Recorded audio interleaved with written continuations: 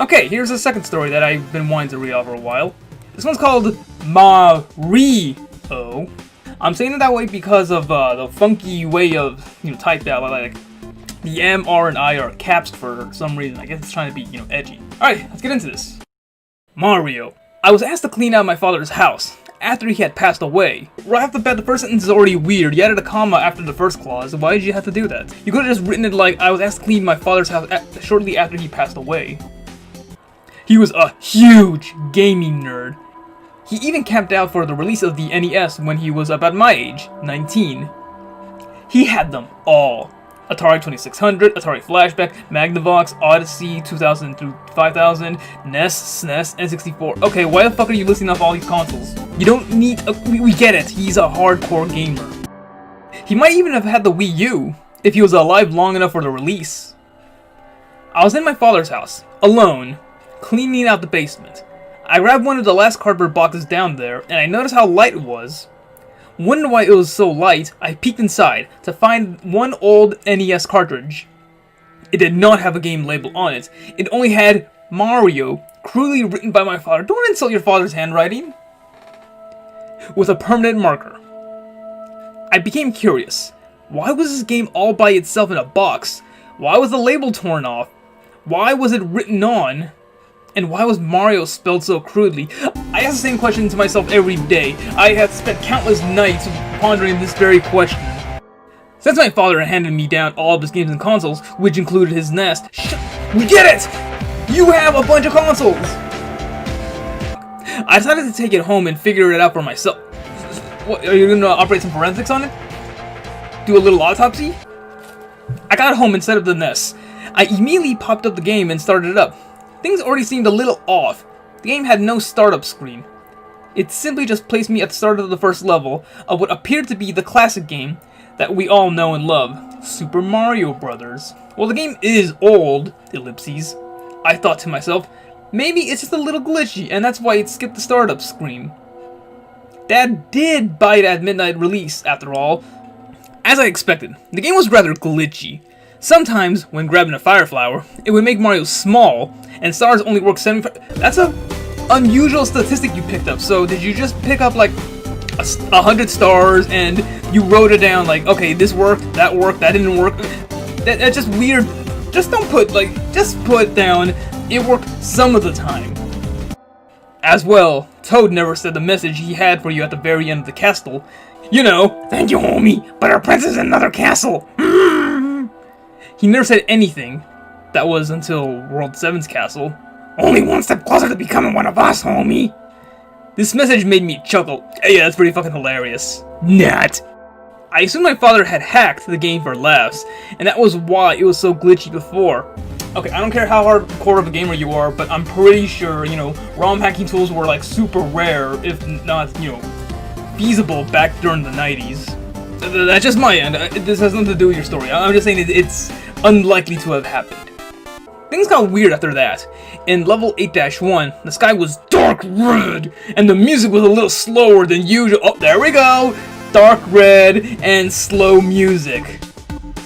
The whole level was nothing but 5 minutes of walking. No enemies or obstacles, just the ground. 5 minutes? God! What kind of attention span do you have? I would have just given up after like about 30 seconds, maybe 20 of walking into nothingness. Reaching the end of the level, I grabbed the flag. The ending fanfare did not play, and the fireworks sounded more like gunshots than 8-bit explosions. So, 8-bit explosions. Remember, this is the NES after all. It did not have the best sound chip. I mean, just remember. Okay, that was strange, I thought to myself. Ooh, little punctuation error. That should have been in quotation marks. I thought to myself, what was the point of that? Oh well, on to the next. Level 8-2 was even stranger. The sky was even darker red, and the music played even slower. This time, there were enemies. As I approached a Koopa Troopa, I jumped on them. The delightful little noise that plays when you jump on an enemy did not play this time, ellipses. Instead, there was a squish, accompanied with the crackling of bones and a slight groan. So... Is that what you heard? That was weird and sadistic. It did not seem like something my father would do. In fact, he in no way condoned anything scary in my house as I was growing up. He never allowed my older sister or myself play any scary games or watching scary movies. We did at my friend's house, of course, but that's besides the point. Why include it? I moved on and ran into a Goomba. To make sure the earlier sound was not a glitch, I jumped on it. The same sound played. I was becoming unsettled, to say the least. When I reached the end of the level, the same thing happened as it had at the end of the previous level. I noticed something even more weird. The spot on the screen that showed what level you are on did not display World 8-3. Instead, it just showed World, followed by the symbol on the flag at the end of every... Oh, I see, you're talking about the little graphical thing, like, you know how sometimes you see a W or a crown or Mario's head or... Yeah, okay, I get it, it's a little glitch. That looked like a skull, never mind. I know it's not actually a skull, but it looked like one. Kind of like how the crown looks like a little W. The third level of the world, Skull, was even strange. The sky was a dark red, much darker than before, and the music did not even play. How many more levels of darkness can you have had in this? Because you can only... After a while, it just turns black. The enemies that came to were already dead. Their bodies appeared twisted up and mangled like someone had beaten them to death. How could you tell that from the 8-bit sprites? Do you have any idea how tiny they were? I reached the end. There was no flag or anything like that. Just a castle that had "Welcome Mario" painted on the front of it, with what I assumed to be blood. Reluctantly, I entered. The black screen that shows you the status between levels showed I had 0 lives, and it was in World D-ED. World dead, ooh. I was pale and trembling with fear. Pussy, was this just a game? The castle was like the first world of Skull. There were no obstacles, enemies, or slow music. I walked straight for what seemed like 15 minutes. Fuck, you have some immense patience! My time reached 0, but the level kept going. It felt like Mario was not alone. Like ellipses, someone was watching his every move. My only questions were, what was Mario's mission in his sadistic, twisted game? What did he want to accomplish, and why? I had to finish the game to know. I finally came to the end of the level. There he stood. Bowser. His eyes were missing, and his belly appeared fleshly. How were his eyes missing? You mean the 3 little pixels for his eyes, little green part that looks like an O, that was missing? I prepared to fight him, but he quickly grabbed Mario. He began to laugh evilly, realistically, sounds that cannot be made by an 8-bit console. This is where the story begins to fall apart quickly, as if it hasn't already.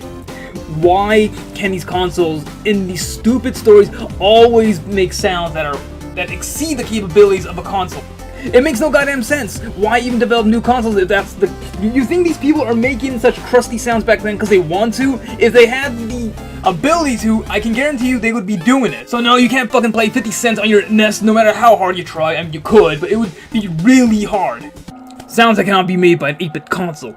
It became clear to me. This was not a hack. Punctuation error. Bowser bit Mario's head off. Mario's body shivered and struggled as Bowser dragged him behind the battle scene. You know where Princess Peach was supposed to be? I was expecting to see Princess Peach, but oh, who am I kidding? I was not expecting to see anything that could save me from this nightmare. So he bit him off in the 8-bit sprite style. I saw Toad, Luigi, and Peach. However, both Luigi and Peach had Toad's heads on their own bodies instead. Oh, that sounds like a nightmare already. Like, can you imagine if Luigi and Peach actually had Toad's... Oh, fuck, ugh. Help me, Mario. I come to the castle for me. I picked the cake for you. Yours truly, Mar Simpson. Toad. Oh, that's awful. Bowser grabbed Toad's head and stuck it onto Mario. He placed it next to the others. So basically these are like his trophies? Like he uses a Toad head to represent, like, I guess to show like those are his victims? Bowser then proceeds to rip off his own head and begins to pull out his intestines. Why? And how? How is he able to do it with such limited sprite capabilities? Like, his little nubs just... And he starts pulling out his intestines like a clown with cloth ribbons? Text appeared. Press B for a harder quest, and even you can become one of us. I threw my controller at the screen, so hard that the screen actually broke. The fuck's the matter with you? I ejected the cartridge and threw it at the wall. Seriously, dude, chill. It fell into pieces, and I noticed there was a note inside. I picked it up and read it. Dear son, you're next. Love, Daddy. I threw both the game and the letter in the fire, and that I started in my fireplace. Thank you for specifying where that came from. I will never be able to get that satanic picture of my beloved characters like that out of my head. To this day, I cannot play Super Mario Bros. Ellipses. And the other morning, I woke up to see MaRIo carved into my arm. Fucking crazy night, dude. To take my mind off these things, I began to look through all my other NES games, on top of the stack that was Super Mario Bros. 2, Ellipses.